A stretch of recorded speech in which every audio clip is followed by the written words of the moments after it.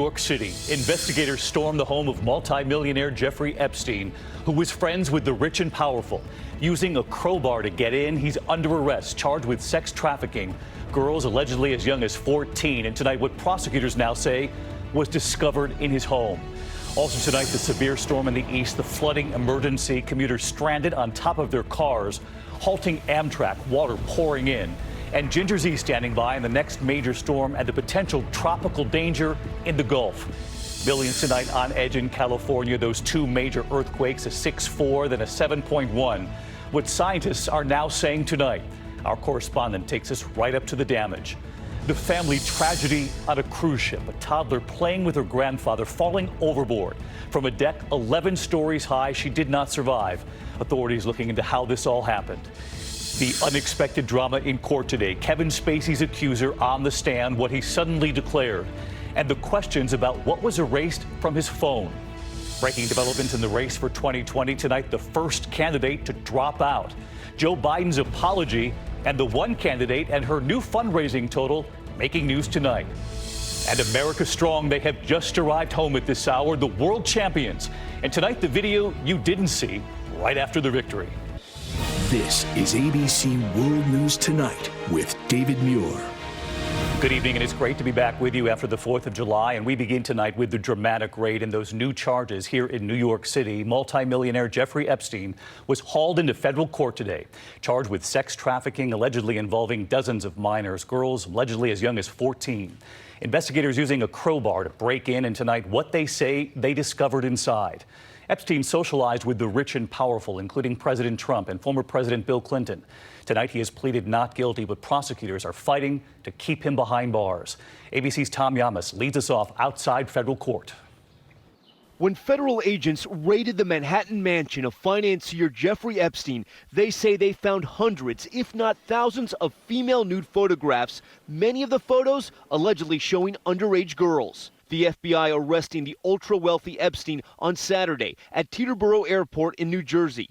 He had just landed from Paris in his private jet. In a dramatic news conference, the U.S. Attorney for the Southern District of New York laid out the shocking charges. Today, we announce the unsealing of sex trafficking charges against Jeffrey Epstein. According to the indictment, from 2002 to 2005, Epstein, quote, sexually exploited and abused dozens of minor girls at his homes in Manhattan, New York, and Palm Beach, Florida, and that he allegedly had girls recruited to engage in sex acts with him, after which he would give the victims hundreds of dollars in cash, and paid some victims to recruit additional girls to be similarly abused by Epstein. Many of the underage girls that Epstein allegedly victimized were particularly vulnerable to exploitation.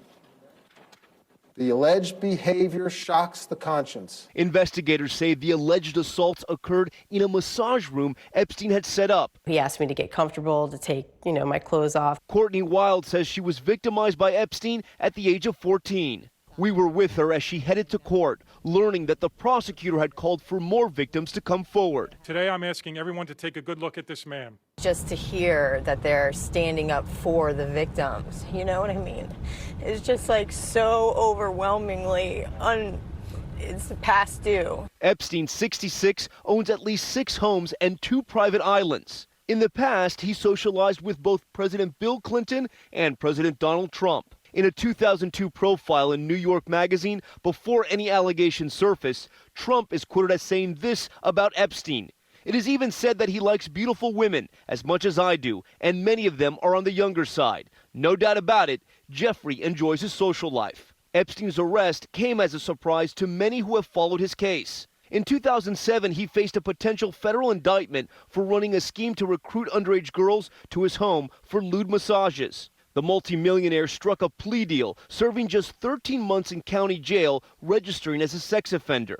The agreement also halted a federal grand jury investigation and gave Epstein and any potential co-conspirators immunity from federal charges in Florida. The U.S. attorney who authorized that deal, the current Secretary of Labor, Alexandra Acosta. Outside of court, Michelle Akata, another alleged victim, told us what it was like to be inside hearing the allegations. I started crying because it put me back into that place where I didn't want to be, but it was actually great to see him in that seat. So let's get right to Tom live outside the courthouse tonight. And Tom, you pointed out that Jeffrey Epstein had been given immunity to federal charges in his Florida plea deal. But federal prosecutors here in the Southern District of New York say they can still charge him. This was a major issue in court today, David. That's exactly right. Epstein's attorneys arguing this feels like double jeopardy, but prosecutors say that immunity deal was only for Florida, not for New York. Now, Epstein pleaded not guilty. He's fighting to get out on bail, but prosecutors say he's an extreme flight risk with all his money and 2 private jets. A judge will decide next week. David? Tom Yamas leading us off tonight. Tom, thank you. We're going to turn next here this evening to the severe storm in the east today, the flooding emergency that followed. Commuters, in fact, on top of their cars. Some scrambling to climb on top because of those rushing waters, others abandoning their cars on flooded streets. Trains in Arlington, Virginia, plowing through a waterfall inside the station there. Some flights delayed, Amtrak service suspended for hours. And here's ABC's Stephanie Ramos now. A flash flood emergency around the nation's capital during the busy Monday morning commute. Up to half a foot of rain falling in just 2 hours, forcing dozens of water rescues. Drivers scrambling to the top of their cars to safety, many caught off guard. I was stopped at the light. Bus came through. It was like a tidal wave hit me. Boom! Roads turned into raging rivers, a torrent of water carrying away this footbridge and swamping this parking garage in Alexandria, Virginia. The general manager of this power sports shop tells me this basement flooded in about 30 minutes, and that water is not receding. They'll need a pump system to get all of it out. All that rain with nowhere to go. Commuters caught in the middle at this DC Metro station, a waterfall right through the ceiling. The owner of this hardware store in Virginia says she prepped for heavy rain, but nothing like this. By the time I left the basement, I swam out of it. It was probably close to my shoulder height.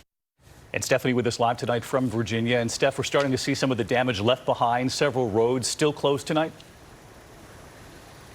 That's exactly right, David. Pedestrian bridges like this one also closed off. This bridge is destroyed. It shows just how powerful today's storms were. The rain has stopped and flooding across the D.C. area is now slowly receding. Right. David? Came through quickly. Stephanie, thank you. That storm now moving out, as Stephanie mentioned there, as a new system now takes shape tonight. We're also watching what could be trouble for the Gulf. A tropical system may be brewing. Chief Meteorologist Ginger Zee is tracking it all for us. She's in Oklahoma City tonight. Ginger. Well, David, we are steamy here in Oklahoma. The heat index right around 100, so plenty of heat to fuel these thunderstorms. You can see them right there on the map. Severe thunderstorm warnings in Nebraska. We've had severe thunderstorm watches from North Dakota back to Wyoming. Now, this is going to progress through those northern states. Very July-like pattern, strong to severe storms from Minnesota through Iowa for tomorrow. Then it's Wisconsin, Michigan, Illinois, and Indiana's turn, all the way down to St. Louis for damaging winds. Let me take you to the southeast, though, because there is a disturbance that we're watching that could become a tropical depression in the next 5 days. No matter what it becomes, from Texas to the Florida Panhandle, we'll have to watch for heavy rains going into the weekend, David. All right, we'll be watching. Ginger, thank you. There are new images tonight and new worries this evening after those back-to-back earthquakes in California. A family's living room shaken apart there. You see the flat screen TV just destroyed. This woman sitting at the side of her pool just trying not to fall. Well, tonight, what scientists are now saying, and ABC's Marcus Moore is at the epicenter in Ridgecrest, California. Marcus. David, many people in this part of Southern California are rattled as they endure aftershocks and try to recover from 2 powerful earthquakes, including the one that happened on Friday. And that severe shaking scarred the landscape. Look at this. There is a crack that stretches through the desert for as far as the eye can see. And tonight, there's concern that another earthquake could happen at any time. Tonight, California on alert. More than 5,000 aftershocks rattling the state since the massive 6.4 and 7.1 quakes hit. The strongest here in 20 years. Oh my God. Oh my God. Oh my God. The tremors igniting raging fires and damaging homes. Structure fires as well as several outside fires and hazardous conditions. The outbreak of aftershocks seen on this map may continue for weeks, and officials say there is still a slim chance of a major one hitting again. To get back to a normal life, it is important that we get the help that we need to move past what we've all experienced.